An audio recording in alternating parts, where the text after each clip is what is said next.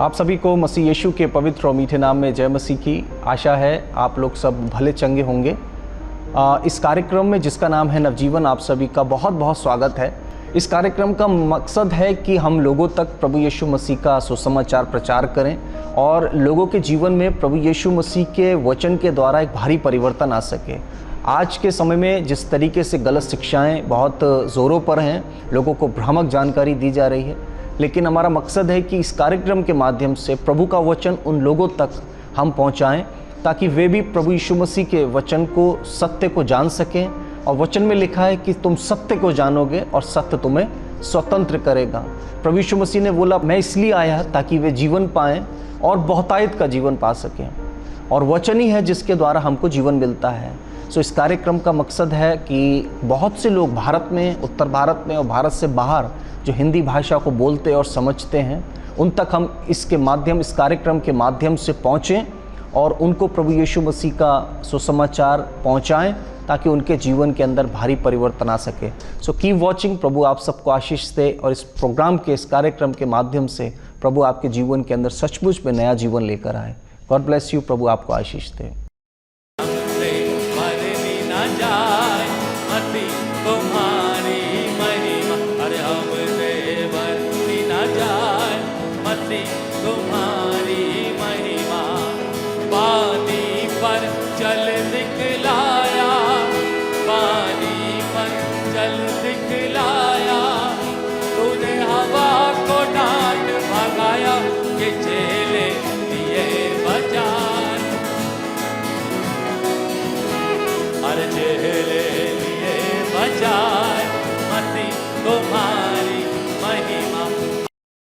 आज मैं आपको एक खास व्यक्तित्व से मिलाना चाहता हूं। अगर आप उस व्यक्ति से कभी नहीं मिले हैं तो मिलिए उस व्यक्ति से आज शाम को। और अगर आपने पहले उस व्यक्ति के साथ मुलाकात की है तो जानिए कि उस व्यक्ति की वास्तविकता क्या थी। इस व्यक्ति का, जिसको आप पिक्चर में देख रहे हैं, ये तो एक पिक्चर है, ना वो यीशु मसीह की पिक्चर है और ना वो उस व्यक्ति की, लेकिन एक को पिक्चराइज किया गया है। इस व्यक्ति का नाम था निकोदेमुस। निकोदेमुस से कितने लोग अवगत हैं? I think most of you will be knowing Nicodemus. Nicodemus एक, उसके विषय में हम देखेंगे कि वो क्या था आज, लेकिन आज मैं आपके दिल दिमाग को एक विशेष चरित्र पर केंद्रित करना चाहता हूं और वो है निकोदेमुस का चरित्र। लेकिन कैसे एक निकोदेमुस जो लगभग अपने 55 और 60 के बीच की उम्र में था, लेकिन प्रभु यीशु मसीह कहते हैं you can be born again. प्रभु यीशु मसीह कहते हैं उससे कि हाँ, यह संभव है कि तू दोबारा जन्म ले सकता है। और निकोदेमुस के लिए यह बात जो थी बहुत ही ज्यादा अटपटी थी और उसने यीशु से बोला भी, यह कैसे संभव है? अगर मुझसे आज कोई बोले कि हाँ वो पुराने दिन आ सकते हैं, मैं नहीं मानूंगा। लेकिन प्रभु यीशु मसीह ने निकोदेमुस से बोला, हाँ यह संभव है, यह संभव है कि तू वापस उस स्थान से शुरुआत कर सकता है। निकोदेमुस, जो कि अभी भाई ने पढ़ा कि ये जो था एक यहूदियों का सरदार था। हिंदी की बाइबल में इसको सिर्फ एक ही वर्ड दे दिया है कि यहूदियों का सरदार था, लेकिन एक्चुअली में जो ये था वो रूलर ऑफ द सेनेड्रिन था, यानी कि जो उस समय का सीनेट होता था, ये उसका हेड था। जो सीनेट था उसका हेड था। इसका मतलब कि यहूदियों में इसकी एक तगड़ी पकड़ थी। जब प्रभु यीशु मसीह उन दिनों में यहूदिया में, कफरनहूम में जा करके सेवाएं करते थे, इस व्यक्ति को मालूम चल गया था कि ये कौन है, ये कोई बहुत ही एजुकेटेड, बहुत ही समझदार गुरु है। इसलिए यहां पर प्रभु यीशु मसीह के पास आकर के उसने रात को यीशु के पास आकर कहा, हे rabbi. Look at the word rabbi. Rabbi का मतलब जो है, यहूदियों में रबाई का मतलब होता है प्रीस्ट, हाई प्रीस्ट, रबी, गुरु, टीचर। यहां पर आकर के वो बोलता है कि हे रब्बी, और उसके बाद उनका कन्वर्सेशन होते हैं, हम जानते हैं कि तू परमेश्वर की ओर से गुरु होकर आया है। कब आ रहा है? रात में। क्यों आ रहा है रात में? ताकि लोकल आइडेंटिटी इसकी छुप जाए, किसी को पता ना चले कि असल में ये व्यक्ति कौन, क्यों आ रहा है यीशु मसीह। अब यीशु मसीह उस समय जो थे वो एक धीरे धीरे पब्लिक फिगर हो रहे थे नहीं, पब्लिक फिगर हो रहे थे, उस समय थे नहीं। आज प्रभु यीशु मसीह को पूरा संसार जानता है कि वो पिता के पास बैठा और दोबारा आने वाला है, तो राजा है। लेकिन उस समय प्रभु यीशु मसीह की चर्चा जो थी वो उभरते हुए सितारे के समान थी। किनके बीच में? यहूदियों के बीच में। क्योंकि उस समय प्रभु यीशु मसीह की शिक्षाएं जो थी वो बहुत ही अजीब अलग टाइप की थी, जो अब तक यहूदियों ने सुना था उससे हट करके थी। प्रभु यीशु मसीह के चमत्कार जो थे वो बड़े प्रगट थे। अब ये समझ रहा था कि ये कोई अलग व्यक्तित्व है, इसलिए इसने क्या करा, निकोदेमुस ने, इसने सोचा कैसे मिलूं, क्योंकि दिन भर तो मेरे साथ सिक्योरिटी रहती है और मीडिया वाले भी रहते हैं। ऐसा नहीं कि मीडिया वाले आज ही, तब भी मीडिया वाले थे, लेकिन वो अलग तरीके के मीडिया वाले थे, वो मौखिक थे। कि उसने एक रिस्क ली। क्या रिस्क ली उसने सोचा कि जब सब सो जाएंगे, जब सिक्योरिटी मुझे छोड़ देगी, तब मैं आम आदमी बन करके यीशु से मिलूंगा। मजे की बात यह है कि प्रभु यीशु मसीह भी अवेलेबल थे। ऐसा नहीं था कि प्रभु यीशु मसीह जा करके लेट गया, अब मैं थक गया, अब मैं सोऊंगा। इसका मतलब यह है कि दिन भर भी मिशंस पे थे और इस समय रात में भी प्रभु यीशु मसीह अपने काम पर हैं, यानी कि वो सबसे मिल रहे हैं। और जब ये व्यक्ति रात में इनके पास आता है, प्रभु यीशु मसीह के पास, तो प्रभु यीशु मसीह के पास आकर के वो प्रभु यीशु मसीह से बातें करने लगता है। बातें क्या करता है? अभी आपने, भाई ने पढ़ा, यहां पर लिखा है, हे रब्बी, हम जानते हैं कि तू परमेश्वर की ओर से गुरु होकर के आया है। कहां से आया है? इसका मतलब क्या है कि निकोदेमुस जो कि पक्का यहूदी है, लेकिन ये अंदर से प्रभु यीशु मसीह के द्वारा इसका जीवन में एक भूख है, इसके अंदर एक बदलाव है और इसने अपने मन में इस बात को जान लिया है कि ये प्रभु यीशु मसीह परमेश्वर की ओर से आया हुआ है। ये सीकर है। एक वर्ड होता है हम लोग इस्तेमाल करते हैं, सीकर। सीकर का मतलब है खोजी। इसे ये समझ में नहीं आ रहा है कि अगर मेरी पोजीशन पर रहते हुए अगर ये जर्नलाइज बात हो गई, सबको पता लग गया, तो मैं अपनी इस ख्याति से और अपने इस पद से हटाया भी जा सकता हूं। इसको इसकी भी परवाह नहीं है। यानी कि जब प्रभु यीशु मसीह की खोज लगती है किसी को, तो वो व्यक्ति पद की परवाह करता नहीं है एक्चुअली में। फिर वो भूल जाता है कि उसकी लेकिन उसके बावजूद भी प्रभु यीशु मसीह का जब इंसान को खोज होती है, तब वो अपनी पद की परवाह करता नहीं है। पद पे होने के बावजूद भी वो यीशु मसीह का खोजी है और यीशु मसीह से मिलने के लिए इसके अंदर तीव्र इच्छा है। रात का समय चुनता है ताकि कोई इसके साथ ना आए और किसी को पता ना चले। तीसरी चीज, इसको यह भी मालूम है कि यह परमेश्वर की ओर से आया है, कन्फेशन है उसका। और चौथी चीज, इसको यह भी मालूम है कि ये जो चिन्ह और चमत्कार ये कर रहा है, ये जब तक परमेश्वर का हाथ किसी पे ना हो तब तक वो कोई नहीं कर सकता। इसका मतलब ये व्यक्ति कन्विंस्ड हो चुका है। ये प्रभु यीशु मसीह से आज मिल रहा है, बट ही इज कन्विंस्ड, ये कन्विंस हो चुका है कि ये प्रभु यीशु मसीह जो है ये परमेश्वर की ओर से आया है। और यही अभी जो मैंने आपको फोटो दिखाई थी, यही रात में उनका एनकाउंटर हुआ था। जब इसने प्रभु यीशु मसीह से बोला कि मैं जानता हूं कि तू परमेश्वर की ओर से आया है और कोई नहीं दिखा सकता चमत्कार, उसने अपना विश्वास यीशु में दिखाया। लेकिन प्रभु यीशु मसीह ने बिल्कुल अपोजिट बात की। क्या बोला? यदि कोई नए सिरे से ना जन्मे तो वो परमेश्वर के राज्य को, इंग्लिश की बाइबल में दिखा, he can not see and experience the kingdom of God. वो परमेश्वर के दास परमेश्वर के राज्य को ना तो देख सकता है, ना उसको अनुभव कर सकता है। कौन? जब तक कोई नए सिरे से। इसका मतलब प्रभु चाहता है कि हम रिवाइंड बटन दबाएं। इसका मतलब प्रभु चाहता है कि हम रिवाइंड बटन दबाएं। हम उम्र में आगे बढ़ रहे हैं, अनुभव में आगे बढ़ रहे हैं। यह व्यक्ति भी जो आज प्रभु यीशु मसीह के सामने खड़ा है, अनुभवी है, शिक्षित है, प्रशिक्षित है, धर्मी है। लेकिन प्रभु यीशु मसीह ने एक सेंटेंस में इसके सारे के सारे जो इसका अपना गुरूर हुआ होगा कि मैं धार्मिक भी हूं, मैं पद पे भी हूं, मैं बहुत अच्छा हूं, सुलझाऊं, प्रभु ने एक ही बार में इसको जमीन पर ला दिया। हम किसी भी उम्र के क्यों ना हो, हमारी शुरुआत हमें करनी वहीं से पड़ेगी। हालेलुया। और यही चीज प्रभु आज निकोदेमुस से कह रहा है। No matter how old are you, no matter how educated you are, no matter how religious you are, no matter how big church you belongs to, but you need to be born again. Hallelujah.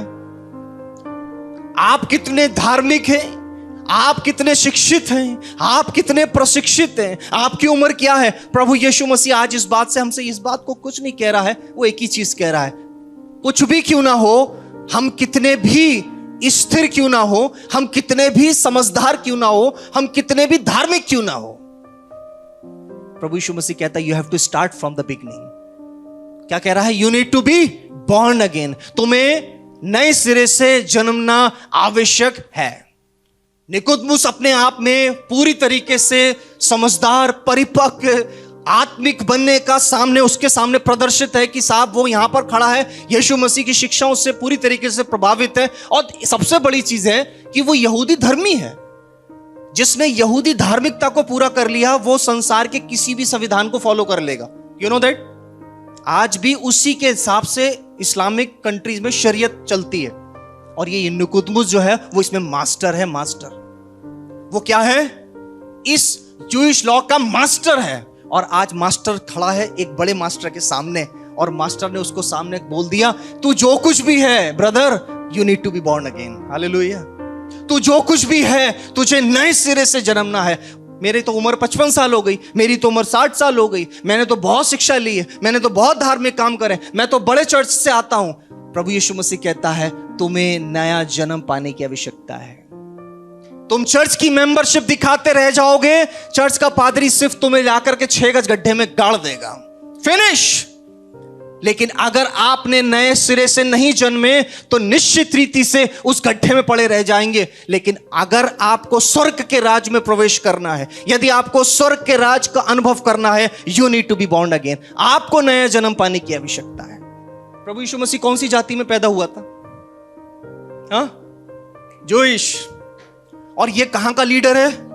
यहूदी। यानी कि प्रभु यीशु मसीह भी इसकी under submission में आते हैं as per the political view, अगर राजनीतिक रीति से देखा जाए।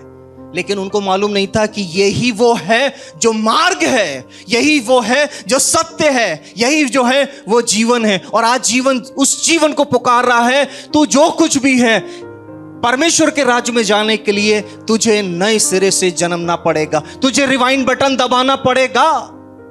निकोदेमुस जो था वो बहुत ही ज्यादा तर्कपूर्ण, समझदार, बुद्धिमान, इंटेलेक्चुअल पर्सन था।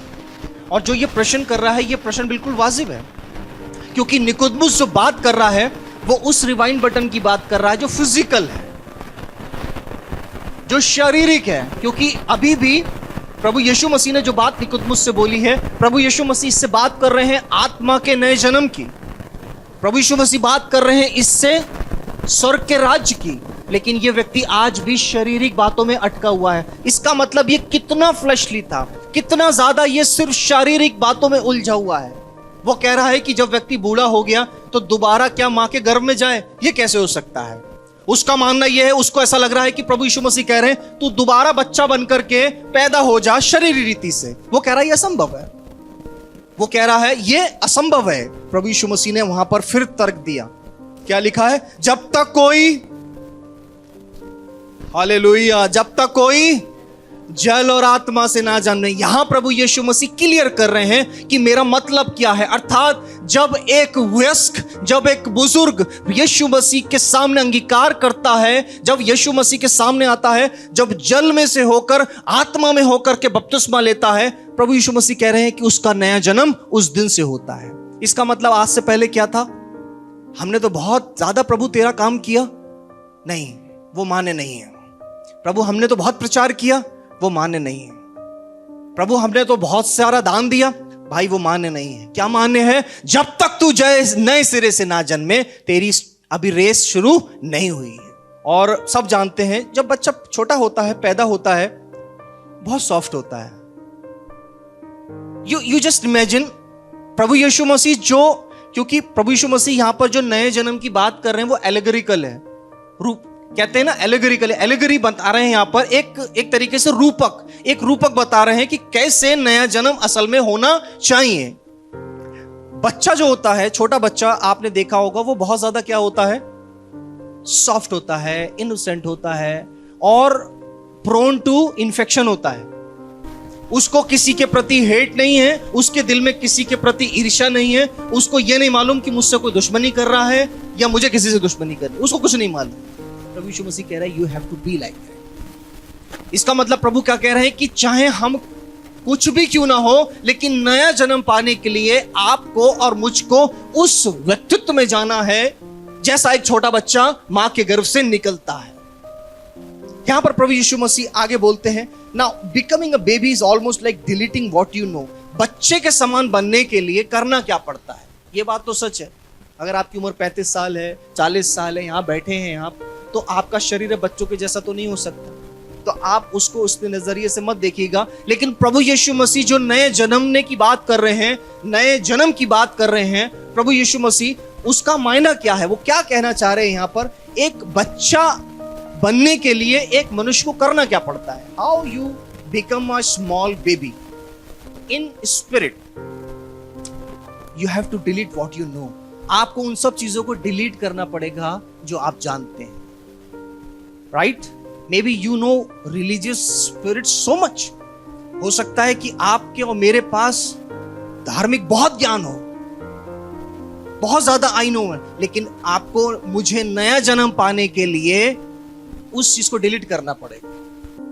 एक तबला वादक रहे हैं हमारे जाकिर हुसैन साहब, उनका मैं देख रहा था, उन्होंने एक बड़ी अच्छी बात बोली कि उनके पास एक शागिर्द आया, तो दो बच्चे आए उनके पास, वो तबला सीखना चाहते थे।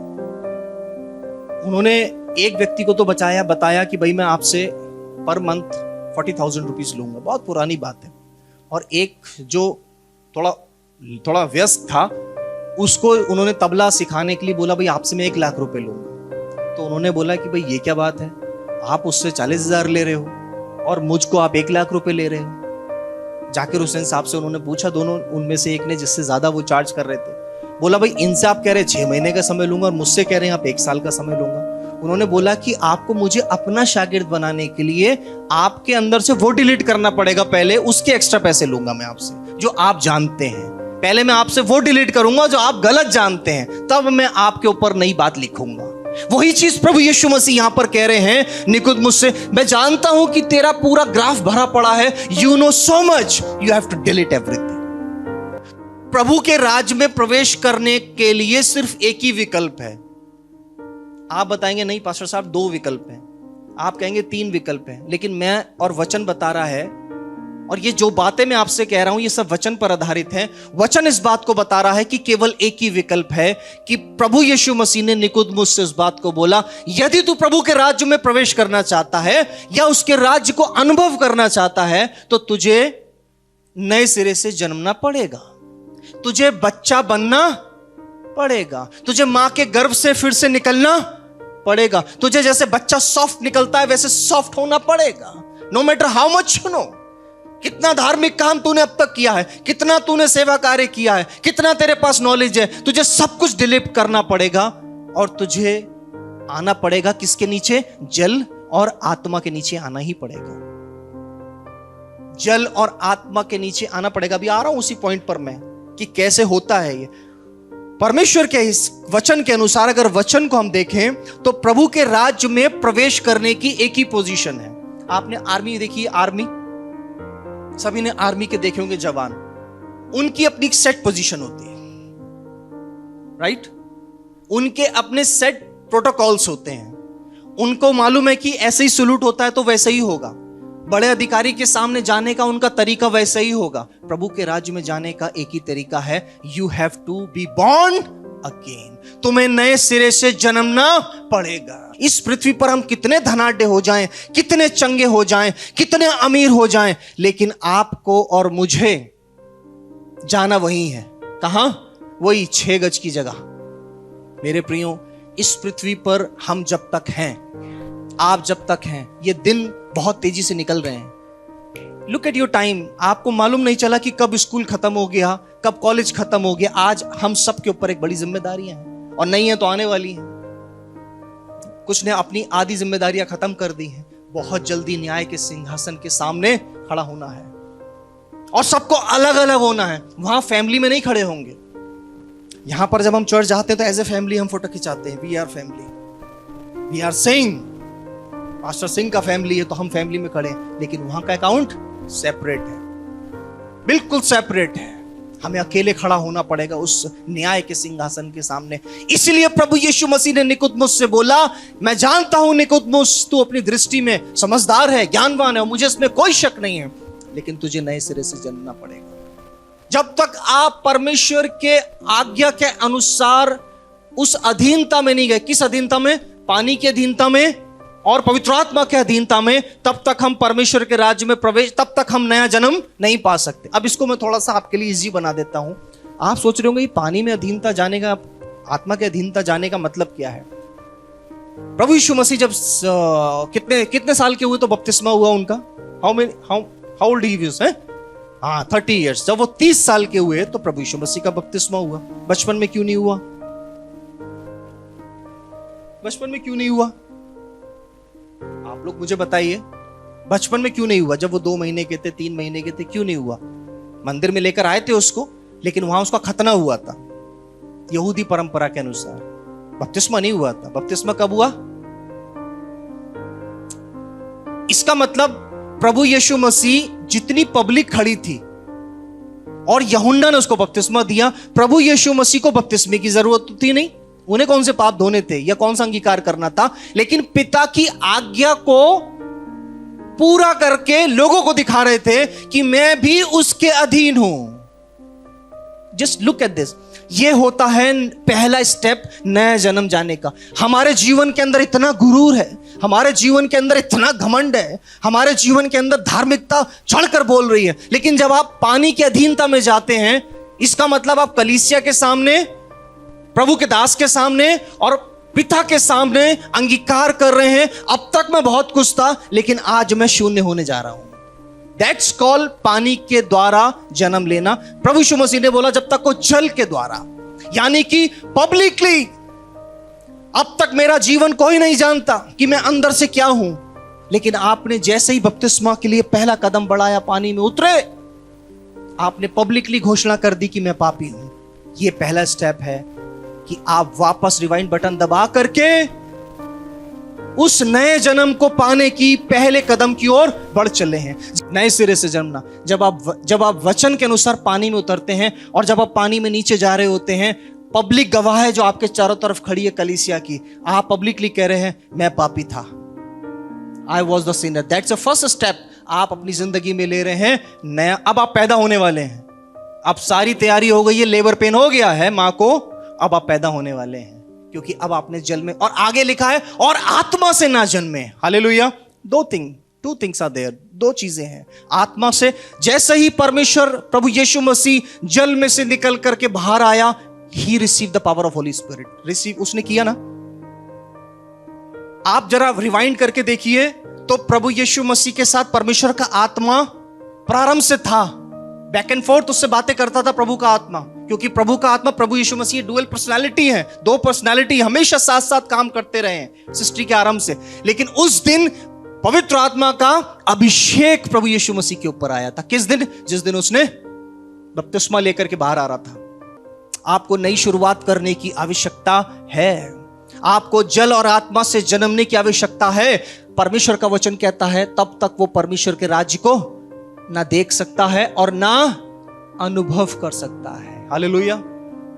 आपने देखा है प्रेरितों के काम 2 अध्याय के अंदर कितने लोग, आज मैं फिर से उसी बात पे आ रहा हूं, हाँ अभी तो सब बोलेंगे, बिल्कुल याद करके आए हैं। कितने लोग थे अटारी में?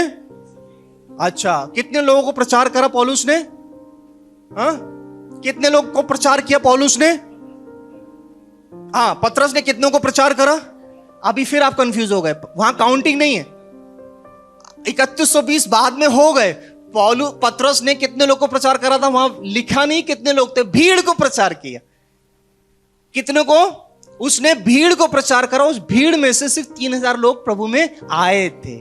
कम ऑन, आपने फिर नहीं पढ़ी बाइबल जाकर, सब लिखा है। आप ध्यान रखिएगा, अभी तक तो आधा नॉलेज आपका ठीक हो गया, 120 एकदम बोले सब फटाफट। लेकिन पतरस ने कितने लोगों को प्रचार किया? एक भीड़ को प्रचार। और भीड़ में से कितने लोग प्रभु में आए?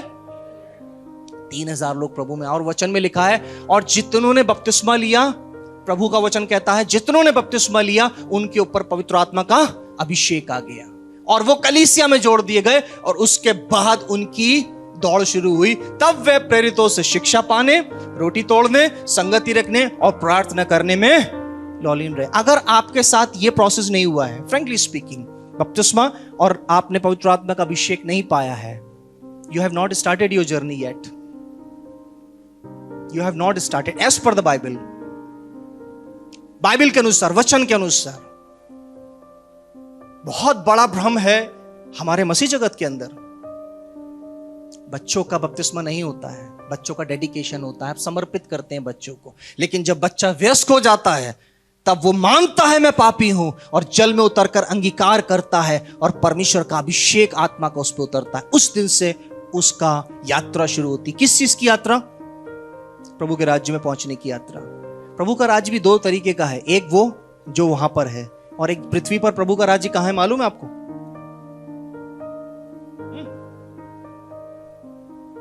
यस, कलीसिया, आप जहां बैठे ये प्रभु का राज्य है। हालेलुया। अगर कोई राज्य से बाहर है, अगर कोई कलीसिया में नहीं है, वो प्रभु के साथ नहीं जाएगा। फ्रैंकली, प्रभु इंडिविजुअल लेने नहीं आ रहा है, प्रभु कलीसिया को लेने आ रहा है। इसलिए हमेशा आप कलीसिया के साथ जुड़े रहें, बिकॉज किंगडम इज हियर। प्रभु कलीसिया को लेने आ रहा है। इसलिए प्रभु ने बोला कि ना तो वो प्रभु के राज में जा सकता है, ना उसको अनुभव कर सकता है। अनुभव आप पृथ्वी पे कर रहे हैं, अनुभव आप पृथ्वी पे करेंगे प्रभु के राज्य को, और एक दिन आप प्रभु के राज में प्रवेश भी करेंगे। लेकिन कब? You need to be born again. Hallelujah. आपको नए सिरे से जन्मने की आवश्यकता है। As soft as babies, as innocent as babies. जल गवाही देगा, प्रभु का दास गवाही देगा। हो रहे मार्च में हमारे कुछ बैप्टिज्म ड्यू हैं, आप लोगों को सबको मैं जल्दी बता दूंगा। यहीं बैठे हैं जो बैप्टिज्म वाले हैं, एक और हैं बहन, वो बाहर से आएंगी। अगर आपको भी लगता है कि मेरे को प्रभु की आत्मा ने तोड़ा है, मेरे को इसको होना है, so you have to go under the water and in the spirit of God. Hallelujah, hallelujah. Let's pray, let's pray. शुभ संदेश के जितने भी दर्शक प्रभु जी, श्रोता देख रहे हैं, सुन रहे हैं, प्रभु उन सब के लिए मैं प्रार्थना करता हूं, पवित्र आत्मा आज का ये वचन इनके जीवनों से बात करे प्रभु, और प्रभु निकुदगुस के समान इस बात का अंगीकार कर सके कि हाँ, मुझे नया जन्म पाने की आवश्यकता है। प्रभु दया कर। यदि कोई परेशान है, निराश है, आत्महत्या करने जा रहा है, प्रभु तेरी आत्मा प्रभु उसको पकड़ ले, तेरी आत्मा उसे थाम ले प्रभु।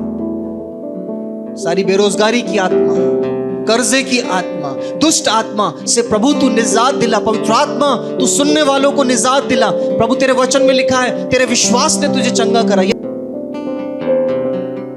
आपका नया जन्म अब निकट है, इसलिए आप आत्महत्या के लिए मत सोचिए। प्रभु आपके साथ है। पवित्र आत्मा आप बदलिए, मनों को बदलिए प्रभु। धन्यवाद हो पिता। प्रभु सप्ताह भर तेरी दया बनी रहे प्रभु जी। पूरी कलीसिया के साथ होना प्रभु। पूरी कलीसिया बाहर जाएगी, आएगी, अपने कामों पे जाएगी, प्रभु तू आप सहायता करना प्रभु। अपनी प्रोटेक्शन देना प्रभु जी। छोटे बच्चों पर, जवानों पर प्रभु तेरी आशीष हो पिता। प्रभु सबके स्वास्थ्य पर तेरी आशीष हो। प्रभु दया कर, प्रभु दया कर प्रभु, ताकि जब अगले रविवार को हम यहाँ मिले प्रभु, पूरी सामर्थ के साथ, गवाहियों के साथ, खुशी के साथ मिल सके प्रभु, और इस बात को बोले, मेरा प्रभु जीवित है जिसने मेरे जीवन में बड़े बड़े कार्य किए। धन्यवाद हो। आत्मा प्राण देह को तेरे हाथ में सौंपते हैं प्रभु। आपके बेटे प्रभु यीशु मसीह के पवित्र और मीठे नाम से मांगते हैं, आमीन। और हमारे प्रभु यीशु मसीह का अनुग्रह, पिता का प्रेम, पवित्र आत्मा की सहभागिता हम सब के साथ अब से लेकर सर्वदा तक बनी रहे। सब बोले आमीन। अपना प्राण देह को प्रभु तेरे हाथों में सौंपते हैं। आपके बेटे प्रभु यीशु के पवित्र और सामर्थी नाम से मांगते हैं, आमीन।